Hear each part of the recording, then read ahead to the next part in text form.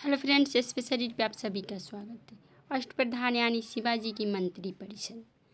शिवाजी की मंत्री परिषद का आज हम लोग के बारे में पढ़ेंगे, उसके बारे में चर्चा करेंगे।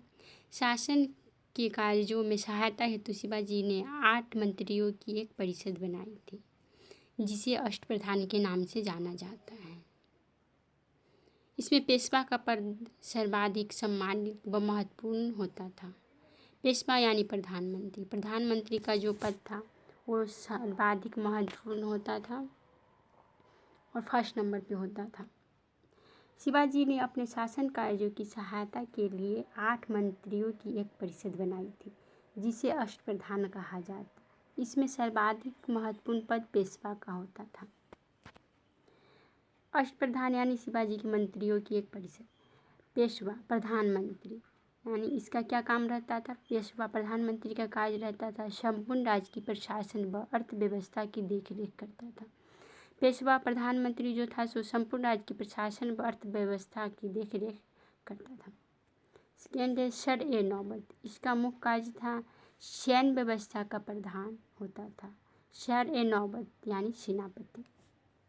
आप लोग इसको ट्रिक से भी याद कर सकते हैं। पेशवा मतलब प्रधानमंत्री, सर-ए-नौबत सेनापति, अमात्य यानी राजस्व मंत्री। अमात्य को राजस्व मंत्री भी कहा जाता था। राज्य की आय व्यय का लेखा जोखा रखता था। अमात्य जो था यानी राजस्व मंत्री जो था सो शिवाजी के राज्य की आय व्यय का लेखा जोखा रखता था, बल्कि जिन राज्यों से कर लिया जाता था उनका भी लेखा जोखा अमात्य रखता था।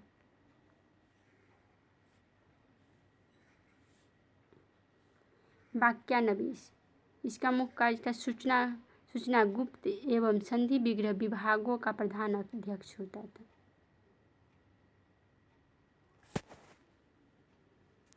वाक्यान्वयन जो था से सूचना गुप्तचर यहाँ पे ना गुप्तचर होगा विस्फोट। सूचना गुप्तचर एवं संधि विग्रह विभागों का प्रधान अध्यक्ष होता था। और वहीं पे चिटनीस का मुख्य कार्य था परगनों के हिसाब किताब की जांच करना, राजकीय पत्रों को पढ़ना व उनकी भाषा शैली को जांच करना। तो चिटनीस का मुख्य कार्य था परगनों के हिसाब किताब की जांच करना, राजकीय पत्रों को पढ़ना व उनकी भाषा शैली को जांच करता है। वहीं पे सुमंत यानी दवीर, जिसको दवीर भी कहा जाता था सुमंत को, यह विदेश मंत्री था। यह विदेशी राज्यों का लेखा जोखा रखता था उसके बारे में। जैसे आज भी हमारे देश में विदेश मंत्री होते हैं, गृह मंत्री होते हैं, तो मतलब बगल, उस समय विदेशी राज्य का क्या मतलब? विदेश मंत्री का मतलब बगल के राज्य से वह संबंधित रहता था।